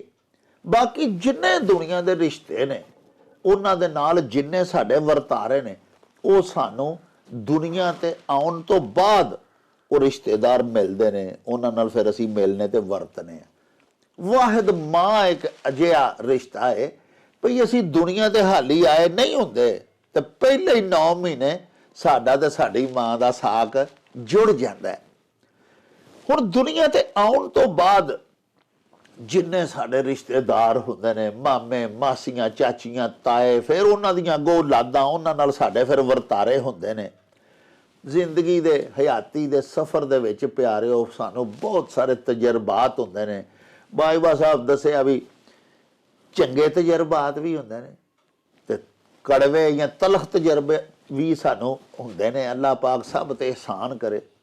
ਤੇ ਬੰਦਾ ਫਿਰ ਉਹਨਾਂ ਤਜਰਬਿਆਂ ਦੀ ਭੱਠੀ ਦੇ ਵਿੱਚ ਪੈ ਕੇ ਹੀ ਕੁੰਦਨ ਬਣਦਾ ਜਾਂਦਾ, ਸਿੱਖਦਾ ਜਾਂਦਾ ਵੀ ਮੈਂ ਇਹ ਕੰਮ ਕੀਤਾ ਸੀ ਤੇ ਕੀ ਨਤੀਜਾ ਨਿਕਲਿਆ ਸੀ, ਤੇ ਫਲਾਣਾ ਕਦਮ ਮੈਂ ਉਠਾਇਆ ਸੀ ਤੇ ਉਹਦੇ 'ਚ ਤੇ ਮੈਂ ਬੜਾ ਚੰਗਾ ਰਹਿ ਗਿਆ ਸਾਂ। ਇਸ ਤਰ੍ਹਾਂ ਜੋ ਵੀ ਇਸ ਅਖਾਣ ਦੇ ਵਿੱਚ ਦੱਸਿਆ ਕਿ ਜੋ ਵੀ ਅਸੀਂ ਸਿੱਖਨੇ ਆ ਤਜਰਬੇ ਕਰ ਕਰਕੇ ਹੀ ਸਾਨੂੰ ਫਿਰ ਹੌਲੀ ਹੌਲੀ ਪਤਾ ਲੱਗਦਾ ਹੈ। ਇਹ ਦੁਨੀਆ ਦੀ ਕਿਤਾਬ ਪੜ੍ਹ ਕੇ ਇਹ ਜ਼ਮਾਨਾ ਜਿਹੜਾ ਸਭ ਤੋਂ ਵੱਡਾ ਉਸਤਾਦ ਹੈ, ਇਹਦੇ ਵਿੱਚ ਰਹਿ ਕੇ ਇਹਦੇ ਕੋਲੋਂ ਸਿੱਖ ਕੇ ਫਿਰ ਹੌਲੀ ਹੌਲੀ ਅਸੀਂ ਵੀ ਸਿਆਣੇ ਹੋ ਜਾਂਦੇ ਹਾਂ। ਇਹ ਹੀ ਸਾਨੂੰ ਇਸ ਅਖਾਣ 'ਚ ਦੱਸਿਆ ਗਿਆ ਕਿ ਬੰਦਾ ਦੁਨੀਆ ਦੇ ਵਿੱਚ ਠੇਡੇ ਖਾ ਖਾ ਕੇ, ਯਾਨੀ ਤਜਰਬਾਤ ਕਰ ਕਰਕੇ ਹੀ, ਹਾਦਸਾਤ ਦੇ ਨਾਲ ਨਿਬੜ ਕੇ ਹੀ ਅਖੀਰ ਆਪੂ ਵੀ ਸਿਆਣਾ ਹੋ ਜਾਂਦਾ। ਬਾਜਵਾ ਸਾਹਿਬ, ਸ਼ਿਕਾਗੋ ਅਮਰੀਕਾ ਤੋਂ ਸਾਡੇ ਇੱਕ ਬੜੇ ਪਿਆਰੇ ਦਰਸ਼ਕ ਨੇ, ਉਹਨਾਂ ਦਾ ਜਨਾਬ ਨਾਂ ਹੈ ਸਤਦੇਵ ਸ਼ਰਮਾ। ਉਹਨਾਂ ਅਖਾਣ ਭਿਜਵਾਇਆ ਵੀ ਆਉਂਦੀ ਏ ਘੋੜੀ ਚੜੀ ਤੇ ਜਾਂਦੀ ਏ ਜੂੰ ਵਾਂਗੂ। ਇਹ ਅਮਰੀਕਾ ਜਿਹੜਾ ਨਾ ਜੀ, ਇਹ ਤੁਸੀਂ ਇਹ ਅਮਰੀਕਾ ਪਤਾ ਕਿਹਦੇ ਨਾਂ ਤੋਂ ਪਿਆ ਹੈ? ਜੀ ਜੀ। ਇਹ ਆਮੜਾ ਜੱਟਾਂ ਨੇ ਵਸਾਇਆ ਸੀ। ਅੱਛਾ। ਔਰ ਇਹ ਆਮੜੇ ਕਾਹ ਤੋਂ ਵਿਗੜ ਕੇ ਅਮਰੀਕਾ ਬਣਿਆ ਹੈ। ਅੱਛਾ। ਆਮੜਾ ਜੱਟਾਂ ਦਾ ਕਬੀਲਾ ਹੈ। ਵਾਹ ਵਾਹ। ਔਰ ਇਹ ਜਾ ਕੇ ਜਦੋਂ ਕੋਲੰਬਸ ਉੱਥੇ ਗਿਆ ਸੀ ਤਾਂ ਉਹਨੇ ਆਖਿਆ ਨਹੀਂ ਸੀ ਉਹ ਰੈੱਡ ਇੰਡੀਅਨਸ। ਹਾਂ। ਹਾਂਜੀ। ਔਰ ਉਹ ਸਾਰੇ ਉਦੋਂ ਪਹਿਲਾਂ ਉੱਥੇ ਜਾ ਕੇ ਤੇ ਵਸੇ ਹੋਏ ਲੋਕ ਸਨ, ਜਿਹੜੇ ਜੱਟ ਕਬੀਲੇ ਨੇ। ਵਾਹ। ਤੇ ਇਹ ਆਮੜਾ ਜੱਟ ਕਬੀਲੇ ਨੇ ਵਸਾਇਆ ਸੀ, ਜਿਹਦੇ ਤੋਂ ਆਮੜੇ ਕਾ ਤੇ ਵਿਗੜ ਕੇ ਫਿਰ ਅਮਰੀਕਾ ਬਣਿਆ। ਵਾਹ ਵਾਹ ਵਾਹ ਵਾਹ। ਇਹ ਰੈੱਡ ਇੰਡੀਅਨਸ ਨੇ ਯਾਨੀ। ਹਾਂਜੀ ਹਾਂਜੀ ਹਾਂਜੀ। ਵਾਹ। ਤੇ ਅਖਾਨ ਉਹਨਾਂ ਕੀ ਫਰਮਾਇਆ? ਉਹ ਆਖਦੇ ਨੇ ਜੀ ਕਿ ਆਉਂਦੀ ਏ ਘੋੜੀ ਚੜੀ ਹਾਂਜੀ ਤੇ ਜਾਂਦੀ ਏ ਜੂੰ ਵਾਂਗੂ। ਹਾਂਜੀ। ਉਹਨਾਂ ਦੱਸਿਆ ਵੀ ਜਦੋਂ ਕੋਈ ਜ਼ਹਿਮਤ ਬੰਦੇ ਨੂੰ ਆਉਂਦੀ ਹੈ ਨਾ, ਤੇ ਅੱਲਾਹ ਤਾਲਾ ਬਚਾਏ ਪਰੇਸ਼ਾਨੀਆਂ ਤੋਂ, ਮੁਸੀਬਤਾਂ ਤੋਂ, ਬਿਮਾਰੀਆਂ ਤੋਂ ਹਰ ਇੱਕ ਨੂੰ। ਜੀ। ਤੇ ਇਹ ਜਦੋਂ ਬਿਮਾਰੀ ਆਉਂਦੀ ਹੈ ਤੇ ਫਿਰ ਸਮਝ ਨਹੀਂ ਲੱਗਦੀ, ਫਿਰ ਉਹ ਮਤਲਬ ਇਸ ਤਰ੍ਹਾਂ ਹੁੰਦੀ ਹੈ ਨਾ ਜਿਵੇਂ ਘੋੜੇ ਦੇ ਚੜ ਕੇ ਆਈਏ, ਵੀ ਪੈਰੋਂ ਪੈਰ ਸਰੀਰ ਦੇ ਵਿੱਚ ਵਿਗਾੜ ਪੈਂਦਾ ਲਗਾ ਜਾਂਦਾ। ਫਿਰ ਜਦੋਂ ਡਾਕਟਰਾਂ ਕੋਲ ਬੰਦਾ ਜਾਂਦਾ ਹੈ, ਹਕੀਮਾਂ ਕੋਲ ਜਾਂਦਾ ਹੈ, ਉਹ ਫਿਰ ਉਹਦਾ ਇਲਾਜ ਸ਼ੁਰੂ ਕਰਦੇ ਨੇ। ਤੇ ਉਹ ਹੌਲੀ ਜਿੰਨੀ ਸਪੀਡ ਨਾਲ ਜਾਂ ਜਿੰਨੀ ਚਾਲ ਨਾਲ ਜਾਂ ਜਿੰਨੀ ਕਾਹਲੀ ਨਾਲ ਉਹ ਆਈ ਹੁੰਦੀ ਏ, ਉਨੀ ਕਾਹਲੀ ਨਾਲ ਹਟਦੀ ਨਹੀਂ। ਔਰ ਹੌਲੀ ਲੋਕੀ ਪੁੱਛਦੇ ਨੇ ਸੁਣਾਓ ਕੀ ਹਾਲ ਏ, ਕਹਿੰਦਾ ਕੋਈ ਥੋੜਾ ਜਿਹਾ ਅੱਗੇ ਨਾਲੋਂ ਨਾ ਥੋੜਾ ਜਿਹਾ ਢੇਲੀ ਪੌਦਾ ਕੋ ਫਰਕ ਪਿਆ ਤੇ ਮੈਨੂੰ ਜਾਪਦਾ ਪਿਆ ਵੀ ਕੁਝ ਦਿਨ ਥੋੜਾ ਬਿਹਤਰੀ ਵਾਲੇ ਪਾਸੇ ਮਤਲਬ ਇਹ ਕਿ ਮੈਂ ਜਾਣਾ ਪਿਆ। ਤੇ ਇਸ ਅਖਾਣ 'ਚ ਹੀ ਦੱਸਿਆ ਗਿਆ ਕਿ ਬਿਮਾਰੀਆਂ ਵੇਖੋ ਨਾ ਜੀ, ਅੱਲਾਹ ਤਾਲਾ ਹਰ ਇੱਕ ਨੂੰ ਮਹਿਫੂਜ਼ ਰੱਖੇ। ਇਹ ਜਦੋਂ ਆਉਂਦੀਆਂ ਨੇ ਜਾਂ ਆਫਤ ਕੋ ਬੰਦੇ ਤੇ ਆ ਪੈਂਦੀ ਹੈ, ਹਾਂਜੀ, ਹਾਂਜੀ। ਹਾਂਜੀ, ਕੋਈ ਅਣਡਿੱਠੀ ਆਫਤ ਆ ਪੈਂਦੀ ਹੈ ਤੇ ਉਹ ਅਚਨ ਚੇਤੀ ਮਤਲਬ ਹੈ ਉਹਦੇ ਉੱਤੇ ਆ ਪੈਂਦੀ ਹੈ, ਤੇ ਫਿਰ ਉਹਨੂੰ ਮੁਕਾਉਣ ਲਈ ਬੰਦੇ ਨੂੰ ਬੜੀ ਜੋਧ ਕਰਨੀ ਪੈਂਦੀ ਹੈ। ਔਰ ਉਹਦਾ ਅਸਰ ਜਿਹੜਾ ਹੈ ਉਹ ਦਿਨਾਂ 'ਚ ਨਹੀਂ ਠੀਕ ਹੁੰਦਾ, ਹੋ ਸਕਦਾ ਉਹਨੂੰ ਮੁਕਾਉਣ ਲਈ ਬੰਦੇ ਨੂੰ ਸਾਲ ਲੱਗ ਜਾਣ, ਕਈ ਸਾਲ ਲੱਗ ਜਾਣ। ਵਾਹ ਵਾਹ ਵਾਹ। ਲੋ ਜੀ ਪਿਆਰਿਓ, ਸਤਦੇਵ ਸ਼ਰਮਾ ਸਾਡੇ ਬੜੇ ਪਿਆਰੇ, ਬੜੇ ਲਾਡਲੇ ਲਡਿੱਕੇ ਸੱਜਣ ਨੇ, ਉਹਨਾਂ ਬੜਾ ਖੂਬਸੂਰਤ ਅਖਾਨ ਭੇਜਿਆ। ਅੱਲਾਹ ਪਾਕ ਸੱਚੇ ਸਾਹਿਬ ਦੀਆਂ ਕੁਦਰਤਾਂ ਦਾ ਇਹਦੇ ਵਿੱਚ ਇਜ਼ਹਾਰ ਕੀਤਾ ਗਿਆ ਹੈ। ਇਨਸਾਨਾਂ ਨੂੰ ਵੇਖੋ ਨਾ, ਕੋਈ ਵੀ ਹੋਵੇ, ਅੱਲਾਹ ਪਾਕ ਸਭ ਨੂੰ ਆਪਣੀ ਹਿਫਜ਼ੋ ਅਮਾਨ 'ਚ ਰੱਖੇ। ਪਿਆਰਿਓ, ਕੋਈ ਮੁਸੀਬਤ, ਕੋਈ ਆਜ਼ਮਾਇਸ਼, ਕੋਈ ਔਖਤ, ਕੋਈ ਔਕੜ ਜਦੋਂ ਆਉਂਦੀ ਹੈ ਨਾ, ਤੇ ਉਹ ਆਨਨ ਫਾਨਨ ਹੀ ਆ ਜਾਂਦੀ ਹੈ। ਜਿਵੇਂ ਬਾਜਵਾ ਸਾਹਿਬ ਵੀ ਹੁਣੇ ਬੜਾ ਸੋਹਣਾ ਸਾਨੂੰ ਨਿਖੇੜ ਕੇ ਦੱਸਿਆ ਭਈ ਆਉਂਦੀ ਹੈ ਘੋੜੀ ਚੜੀ। ਜਿਸ ਵੇਲੇ ਅਖਾਨ ਪਿਆਰਿਓ ਇਹ ਬਣਾਏ ਗਏ ਸਨ, ਉਦੋਂ ਸਭ ਤੋਂ ਜ਼ਿਆਦਾ ਤੇਜ਼ ਰਫ਼ਤਾਰ ਸਵਾਰੀ ਘੋੜਾ ਤੇ ਘੋੜੀ ਹੀ ਹੁੰਦੇ ਸਨ, ਹੈ ਜੀ। ਅੱਜ ਕੱਲ ਤੇ ਹੁਣ ਮਾਸ਼ਾਅੱਲਾ ਵੇਖੋ ਨਾ, ਕਾਰਾਂ ਨੇ, ਤੇ ਕਾਰਾਂ ਦੇ ਵਿੱਚ ਵੀ ਜਿੱਦਤ ਆ ਗਈ ਹੈ। ਜਹਾਜ਼ ਦੀ ਸਪੀਡ ਦੀਆਂ ਕਾਰਾਂ ਤੇ ਟ੍ਰੇਨਾਂ ਇਜਾਦ ਕਰ ਲਈਆਂ ਨੇ ਇਨਸਾਨਾਂ ਨੇ ਆਪਣੀ ਅਕਲ ਨਾਲ। ਤੇ ਪੁਰਾਣੇ ਵਕਤਾਂ ਦੇ ਜਦੋਂ ਇਹ ਅਖਾਨ ਘੜੇ ਸਨ, ਸਾਡਿਆਂ ਵੱਡਿਆਂ ਸੂਝਵਾਨਾਂ ਨੇ ਤੇ ਵਿਦਵਾਨਾਂ ਨੇ, ਉਹ ਆਖਦੇ ਨੇ ਵੀ ਕੋਈ ਸਿਆਪਾ, ਕੋਈ ਮੁਸੀਬਤ, ਕੋਈ ਮੁਸ਼ਕਿਲ, ਉਹ ਆਨਨ ਫਾਨਨ ਆ ਜਾਂਦੀ ਹੈ। ਘੋੜੇ ਤੇ ਚੜ ਕੇ ਫੁੱਲ ਸਪੀਡ 'ਚ ਸਾਡੇ ਤਾਈਂ ਅੱਪੜਦੀ ਹੈ। ਵੇਖੋ ਨਾ, ਇੱਕ ਬਾਹਰ ਅਸੀਂ ਨਿਕਲਨੇ ਆ, ਕਿਸੇ ਨਿੱਕੀ ਜੀ ਬਾਲਾਂ ਦੀ ਲੜਾਈ ਤੋਂ ਲੜਾਈ ਹੋ ਪੈਂਦੀ ਹੈ। ਅਕਸਰ ਅੱਲਾਹ ਪਾਕ ਸਭ ਤੇ ਕਰਮ ਕਰੇ ਔਰ ਹੌਸਲਾ ਸਬਰ ਦੇਵੇ ਸਾਨੂੰ ਸਾਰੇ ਦੋਸਤਾਂ ਨੂੰ। ਨਿੱਕੀ ਜਿਹੀ ਗੱਲ ਤੋਂ ਅਸਾਂ ਵੇਖਿਆ ਵੀ ਬਾਹਰ ਕੋਈ ਬੰਦਾ ਨਿਕਲਿਆ ਤੇ ਉਹਦਾ ਬੱਚਾ ਰੋਣ ਡਿਆ, ਉਹ ਕੀ ਹੋਇਆ ਜੀ, ਮੈਨੂੰ ਫਲਾਣੇ ਦੇ ਮੁੰਡੇ ਨੇ ਮਾਰਿਆ, ਲੜਾਈ ਇੱਥੋਂ ਹੋ ਪਈ ਔਰ 15-20 ਮਿੰਟ ਹੀ ਬੰਦਾ ਕਤਲ ਹੋ ਗਿਆ ਨਿੱਕੀ ਜਿਹੀ ਗੱਲ ਤੋਂ। ਸਾਡੇ ਗੁਜਰਨ ਵਾਲੇ ਪਰਸੋਂ ਚੌਥ ਦੀ ਗੱਲ ਹੈ, ਕੁੱਕੜਾਂ ਦੀ ਲੜਾਈ ਹੋਈ ਹੈ ਤੇ ਜਿਹਦਾ ਕੁੱਕੜ ਹਾਰਿਆ, ਉਹਨੇ ਜਿਹਦਾ ਕੁੱਕੜ ਜਿੱਤ ਗਿਆ, ਜੂਆ ਲੱਗਾ ਹੋਇਆ ਸੀ, ਉਹ ਜਿੱਤਣ ਵਾਲੇ ਨੇ ਪੈਸੇ ਵੀ ਵੱਟ ਲਏ, ਉਹਦੀ ਇੱਜ਼ਤ ਵੀ ਬਣ ਗਈ, ਉਹਦਾ ਕੁੱਕੜ ਵੀ ਜਿੱਤ ਗਿਆ। ਜਿਹਦਾ ਹਾਰਿਆ ਉਹਨੂੰ ਡਜ਼ ਵੀ ਪਈ, ਕੁੱਕੜ ਵੀ ਉਹਦਾ ਹਾਰ ਗਿਆ, ਉਹਨੇ ਗੋਲੀ ਕੱਢ ਮਾਰੀ। ਵੇਖੋ ਕੋਈ ਹੈ ਕੋਈ ਬੰਦਿਆਂ ਵਾਲੀ ਗੱਲ। ਵਾਕਿਆ ਮੁਸੀਬਤ ਤੇ ਘੋੜੀ ਚੜ ਕੇ ਆ ਗਈ ਨਾ। ਹੁਣ ਜਿਹਨੇ ਗੋਲੀ ਮਾਰੀ ਹੈ, ਉਹੋ ਹੀ ਬਾਜਵਾ ਸਾਹਿਬ ਵਾਲੀ ਗੱਲ, ਉਹਨਾਂ ਦਾ ਤੇ ਕੇਸ ਚੱਲ ਜਾਏਗਾ। ਹੁਣ ਪਿਆਰੇ, ਹੋਰ 7 ਸਾਲ 10 ਸਾਲ ਜੋ ਸਾਡਾ ਅਦਾਲਤੀ ਨਿਜ਼ਾਮ ਹੈ ਤੁਸੀਂ ਸਾਰੇ ਹੀ ਜਾਣਦੇ ਹੋ, ਔਰ 15 ਸਾਲ ਹੀ ਜਾ ਕੇ ਉਹਨੂੰ ਸਜ਼ਾ ਬੋਲੇਗੀ, ਤੇ ਸਜ਼ਾ ਅਵਲ ਤੇ ਕਤਲ ਦੀ ਸਜ਼ਾ ਹੈ ਮੌਤ। ਚਲੋ ਜੇ ਉਹਨੂੰ ਉਮਰ ਕੈਦ ਵੀ ਬੋਲ ਗਈ, ਫਿਰ 14 ਸਾਲ ਕੈਦ ਹੋ ਗਈ, ਹੈ ਜੀ। ਤੇ ਕਿੱਡਾ ਲੈਂਥੀ ਪ੍ਰੋਸੈਸ ਹੈ। ਯਾਨੀ ਕਿ ਮੁਸੀਬਤ ਆਉਂਦੀ ਹੈ ਘੋੜੇ ਚੜੀ ਤੇ ਜਾਂਦੀ ਹੈ ਜੂੰ ਵਾਂਗੂ। ਬਾਜਵਾ ਸਾਹਿਬ ਬਿਮਾਰੀ ਦੀ ਮਿਸਾਲ ਦਿੱਤੀ, ਇਹ ਵੀ ਇਸੇ ਤਰ੍ਹਾਂ ਹੀ ਹੈ। ਇੱਕਦਮ ਬੰਦਾ ਜਾਂਦਾ ਜਾਂਦਾ ਇੱਕ ਛੋਟੀ ਜੀ ਗੱਲ ਤੋਂ ਸਲਿੱਪ ਹੁੰਦਾ ਪਿਆਰੇ, ਉਹਦੀ ਲੱਤ ਟੁੱਟ ਜਾਂਦੀ ਹੈ, ਫਿਰ ਉਹਨੂੰ ਸਾਲ ਮੰਜੀ ਤੇ ਪੈਣਾ ਪੈ ਜਾਂਦਾ, ਲੱਤ ਬੰਨ ਕੇ, ਤੇ ਉਹ ਵਿਚਾਰਾ 3 ਥਾਂ ਤੋਂ ਜੀ ਲੱਤ ਟੁੱਟ ਗਈ ਹੈ ਜੀ। ਅੱਲਾਹੁ ਅਕਬਰ। ਅੱਲਾਹ ਪਾਕ ਨਬੀ ਪਾਕ ਦੇ ਸਦਕੇ ਸਭ ਨੂੰ ਆਪਣੀ ਹਿਫਜ਼ੋ ਅਮਾਨ 'ਚ ਰੱਖੇ, ਮੁਸੀਬਤ, ਆਜ਼ਮਾਇਸ਼, ਪਰੇਸ਼ਾਨੀ, ਆਫਤ ਤੋਂ ਬਚਾਏ। ਇਸ ਅਖਾਨ 'ਚ ਦੱਸਿਆ ਹੀ ਗਿਆ ਕਿ ਅੱਲਾਹ ਪਾਕ ਕੋਲੋਂ ਕਰਮ ਤੇ ਰਹਿਮ ਮੰਗੋ, ਕਿਉਂਕਿ ਆਜ਼ਮਾਇਸ਼ ਜਿਹੜੀ ਹੈ ਆਉਂਦੀ ਤੇ ਰੱਬ ਦੇ ਹੁਕਮ ਨਾਲ ਹੀ ਹੈ ਨਾ ਜੀ। ਵੱਲ ਕਦਰੇ ਖੈਰ ਹੀ ਵ ਸ਼ਰ ਹੀ ਮਿਨ ਅੱਲਾਹ ਤਾਲਾ। ਅੱਲਾਹ ਪਾਕ ਦੇ ਹੁਕਮ ਨਾਲ ਹੀ, ਉਹਦੇ ਹੁਕਮ ਤੋਂ ਬਗੈਰ ਤਾਂ ਪਤਾ ਵੀ ਨਹੀਂ ਹਿੱਲਦਾ। ਤੇ ਅੱਲਾਹ ਪਾਕ ਸਾਨੂੰ ਕਿਸੇ ਮੁਸੀਬਤ ਆਜ਼ਮਾਇਸ਼ 'ਚ ਨਾ ਪਾਵੇ।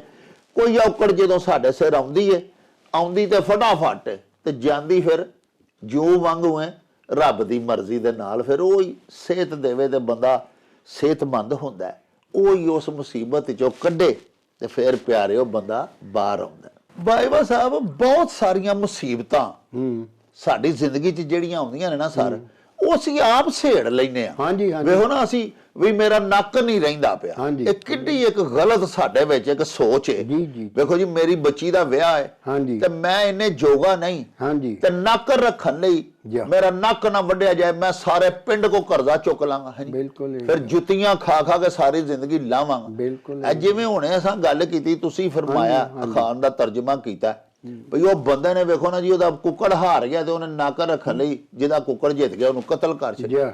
ਇਹ ਬਾਜਵਾ ਸਾਹਿਬ, ਇਹਦੇ ਤੇ ਵੀ ਜ਼ਰਾ ਰੋਸ਼ਨੀ ਪਾਓ ਨਾ ਜੀ। ਗੱਲ ਇਹ ਜੀ ਕਿ ਸਾਡਾ ਜਿਹੜੇ ਰਵਈਏ ਨੇ ਨਾ, ਸਾਡੀ ਜਿਹੜੀ ਵਸੋਂ ਹੈ ਜੀ ਜੀ, ਇਹ ਮੈਂ ਤਾਂ ਸਮਝਦਾ ਮੂਰਖ ਵਸੋਂ ਹੀ ਹੈ। ਆਇਆ ਦੇਖੋ ਨਾ, ਅਖਲਾਕੀਆਤ ਜਾਂ ਇਖਲਾਕ ਜਿਹਨੂੰ ਅੰਗਰੇਜ਼ੀ ਚ ਐਥਿਕਸ ਆਂਦੇ ਨੇ, ਹਾਏ ਹਾਏ ਉਹਦਾ ਮਜ਼ਮੂਨ ਹੀ ਸਾਡੇ ਕੋਈ ਨਹੀਂ। ਵਾਹ ਵਾਹ ਵਾਹ ਵੇਖੋ ਨਾ, ਇੱਕ ਜਾਹਲੀਅਤ ਦਾ ਜ਼ਮਾਨਾ ਸੀ, ਹਾਂ।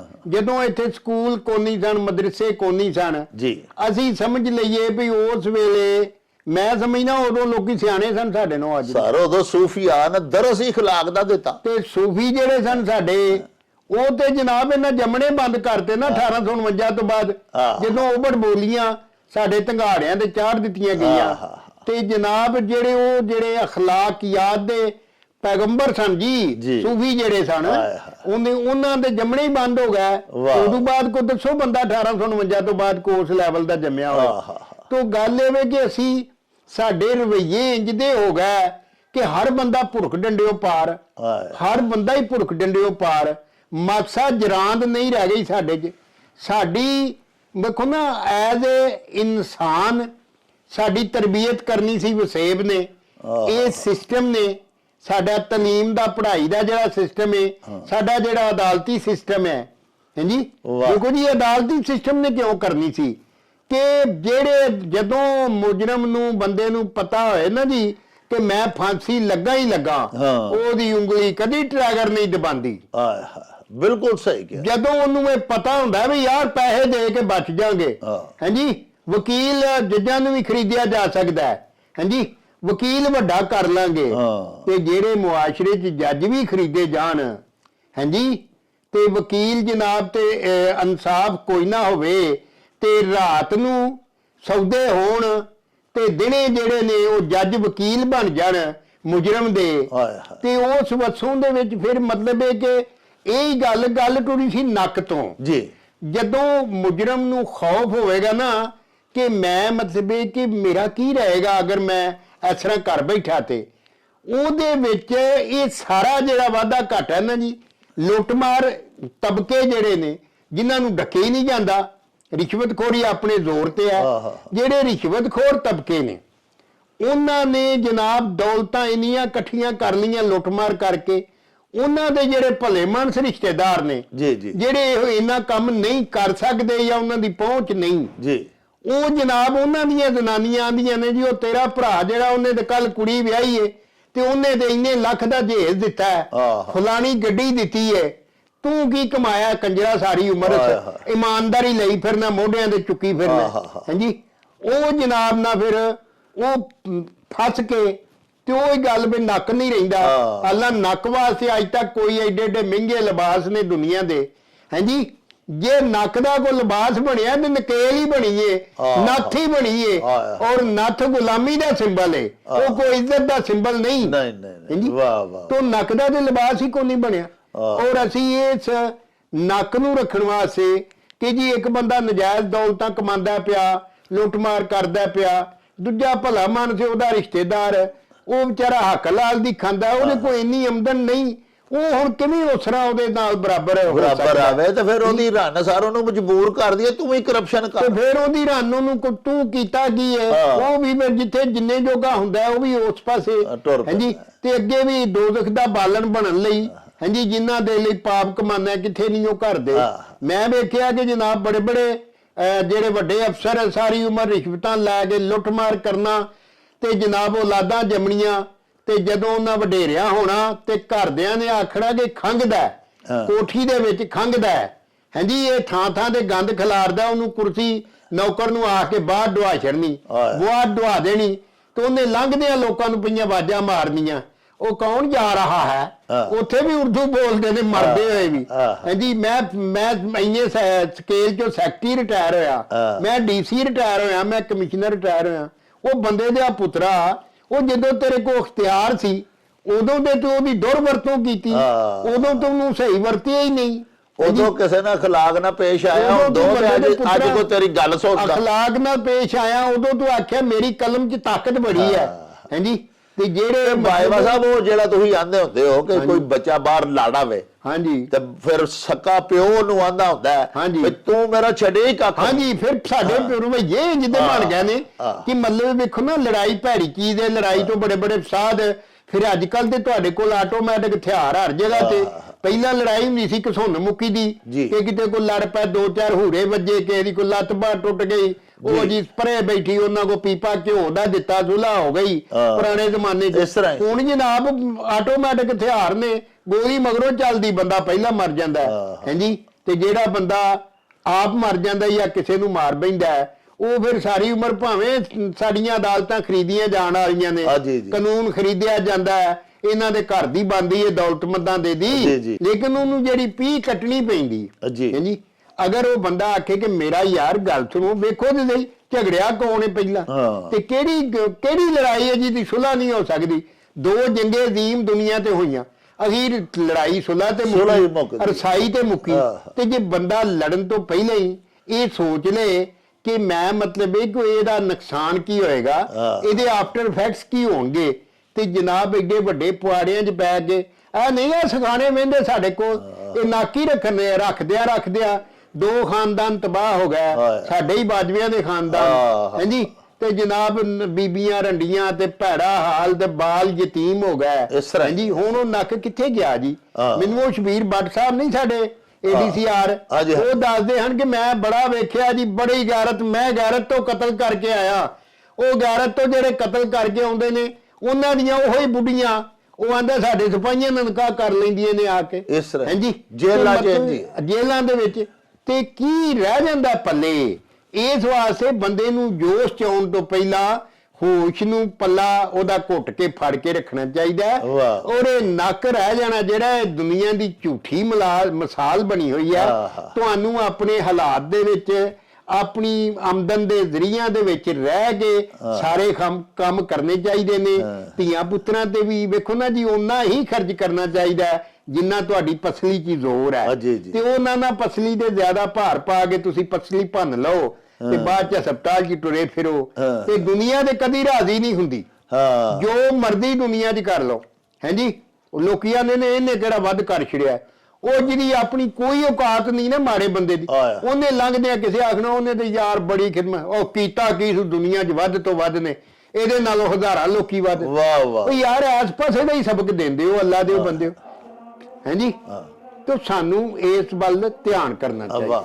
ਲਓ ਜੀ ਪਿਆਰਿਓ, ਖਾਨ ਬੜਾ ਹੀ ਪਿਆਰਾ ਸੀ ਭਈ, ਆਉਂਦੀ ਏ ਘੋੜੀ ਚੜੀ ਤੇ ਜਾਂਦੀ ਏ ਜੂੰ ਵਾਂਗੂ।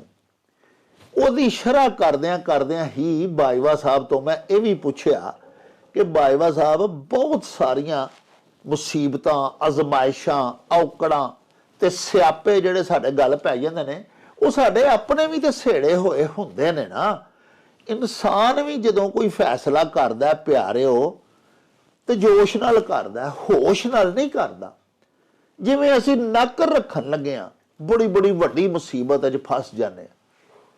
ਉਹਦੇ ਬਾਰੇ 'ਚ ਬਾਜਵਾ ਸਾਹਿਬ ਨੂੰ ਸਵਾਲ ਕੀਤਾ ਤੇ ਉਹਨਾਂ ਵੇਖੋ ਕਿੰਨੀ ਸੋਹਣੀ ਵੰਡ ਕਰਕੇ ਸਾਨੂੰ ਦੱਸਿਆ ਭਈ, ਇੱਕ ਤੇ ਆਪਣੇ ਵਸਾਇਲ ਦੇ ਮੁਤਾਬਕ ਫੈਸਲੇ ਕਰੋ, ਕਦੀ ਨੱਕ ਨੁੱਕ ਰੱਖਣ ਦੇ ਵਾਸਤੇ ਅਜੇ ਕੰਮ ਨਾ ਕਰੋ ਕਿ ਤੁਹਾਡੀ ਚਾਦਰ ਛੋਟੀ ਹੋਵੇ ਤੇ ਪੈਰ ਲੰਮੇ ਪਸਾਰ ਲਵੋ, ਇਹ ਕੰਮ ਕਦੀ ਨਾ ਜ਼ਿੰਦਗੀ 'ਚ ਕਰੋ।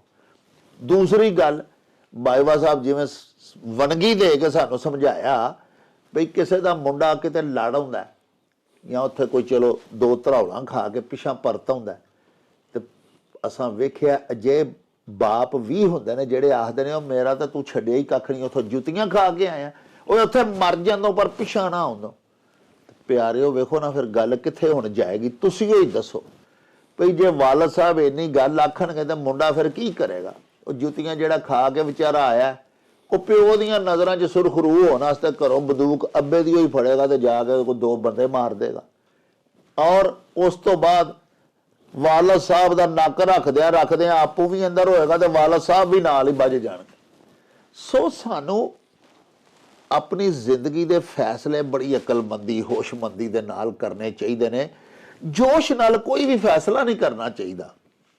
ਔਰ ਵੱਡੀ ਗੱਲ ਜਿਹੜੀ ਬਾਜਵਾ ਸਾਹਿਬ ਦੱਸੀ ਵੀ, ਆਪਣੇ ਵਸਾਇਲ ਤੋਂ ਕਦੀ ਬਾਹਰ ਨਹੀਂ ਹੋਣਾ ਚਾਹੀਦਾ, ਨਹੀਂ ਤਾਂ ਫਿਰ ਕਰਜ਼ੇ ਹੀ ਚੁੱਕਣੇ ਪੈਣਗੇ ਨਾ। ਉਹਨੇ ਇੱਕ ਬੰਦੇ ਦੀਆਂ ਜ਼ਿਆਦਾ ਬੱਚੀਆਂ ਨੇ, ਉਹ ਨਾ ਐਸੀ ਜਗ੍ਹਾ ਤੇ ਧੀ ਆਪਣੀ ਵਿਆਹੇ ਜਿਹੜੇ ਕਾਰ ਤੇ ਗੱਡੀ ਮੰਗਦੇ ਨੇ, ਉਹ ਕਿਸੇ ਆਪਣੇ ਮਾਤੜ ਆਪਣੇ ਵਰਗੇ ਵਾਲ ਵਿਆਹ ਲੈ, ਕਿਸੇ ਮਾੜੇ ਨੂੰ ਰਿਸ਼ਤਾ ਦੇਵੇ। ਪੜ੍ਹਿਆ ਲਿਖਿਆ ਬੱਚਾ ਵੇਖ ਲਵੇ, ਮਾੜਾ ਵੇਖ ਲਵੇ, ਜਿਹਨੂੰ ਅੱਲਾ ਨੇ ਇਲਮ ਦਿੱਤਾ ਹੈ, ਉਹ ਆਪੇ ਹੀ ਕੱਲ ਨੂੰ ਕੁਛ ਬਣ ਜਾਏਗਾ। ਤੇ ਜੇ ਕਰਜ਼ੇ ਚੁੱਕ ਚੁੱਕ ਕੇ ਧੀ ਵਿਆਹੇਗਾ ਤੇ ਫਿਰ ਪਿਆਰਿਓ ਬਾਕੀ ਤੇ ਕੁੜੀਆਂ ਜਿਹੜੀਆਂ ਬੈਠੀਆਂ ਨੇ ਉਹ ਇੱਕੋ ਦਾ ਹੀ ਕਰਜ਼ਾ ਨਹੀਂ ਸਾਰੀ ਜ਼ਿੰਦਗੀ ਉਹਦੇ ਕੋਲੋਂ ਲੈਣਾ, ਤੇ ਬਾਕੀ ਤੇ ਫਿਰ ਬੁੱਢੀਆਂ ਘਰ ਹੀ ਬੈਠੀਆਂ ਹੋ ਜਾਂਦੀਆਂ। ਉਹਨਾਂ ਦਾ ਹੱਕ ਵੀ ਬਾਪ ਨੇ ਮਾਰ ਲਿਆ। ਇੱਕ ਧੀ ਵਿਆਹੁੰਦੇ ਸਾਰੇ ਪਿੰਡ ਚੋਂ ਵੀ ਮਕਰੂਦ ਰੋਜ਼ ਬੂਹੇ ਅੱਗੇ ਕਰਜ਼ਾ ਲੈਣ ਵਾਲੇ ਆ ਜਾਂਦੇ ਨੇ, ਫਿਰ ਬੰਦਾ ਜ਼ਲੀਲ ਵੱਖਰਾ ਹੁੰਦਾ। ਉੱਥੇ ਆਪਣੀ ਬਰਾਦਰੀ ਸ਼ਰੀਕੇ 'ਚ ਤੇ ਨੱਕ ਰੱਖ ਲਿਆ, ਬਾਕੀ ਸਾਰੀ ਜ਼ਿੰਦਗੀ ਫਿਰ ਨੱਕ ਵੱਢਣ ਵਾਲੇ ਮਗਰ ਚੜ੍ਹੇ ਹੀ ਰਹਿੰਦੇ ਨੇ। ਸੋ ਸਾਨੂੰ ਇਹਨਾਂ ਗੱਲਾਂ ਵੱਲ ਗੌਰ ਕਰਨਾ ਚਾਹੀਦਾ ਸਾਹਿਬੋ। ਇਹਦੇ ਨਾਲ ਹੀ ਸਾਡੇ ਅੱਜ ਦੇ ਇਸ ਵਿਲਾਗ ਦਾ ਵੇਲਾ ਮੁੱਕ ਗਿਆ ਹੈ। ਲਵਾਂਗੇ ਹੁਣ ਤੁਹਾਡੇ ਤੋਂ ਇਜਾਜ਼ਤ। ਲੈ ਉਹ ਯਾਰ ਹਵਾਲੇ ਰੱਬ ਦੇ ਤੇ ਮੇਲੇ 4 ਦਿਨਾਂ ਦੇ। ਉਸ ਦਿਨ ਈਦ ਮੁਬਾਰਕ ਹੋਸੀ, ਜਿਸ ਦਿਨ ਫੇਰ ਮਿਲਾਂਗੇ। ਰੱਬ ਰਾਖਾ ਤੇ ਅੱਲਾ ਬੇਲੀ। ਓ ਚੱਲ ਮੇਲੇ ਨੂੰ ਚਲੀਏ।